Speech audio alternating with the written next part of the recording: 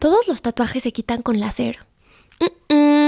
Hay algunos que no son candidatos por más que te hagan 15 sesiones. Tipo estos tatuajes que la tinta le inyectaron tanto que se ve como moretón. Un tatuaje que quedó grueso así se puede arreglar con tinta color carne porque lo he visto en varios videos.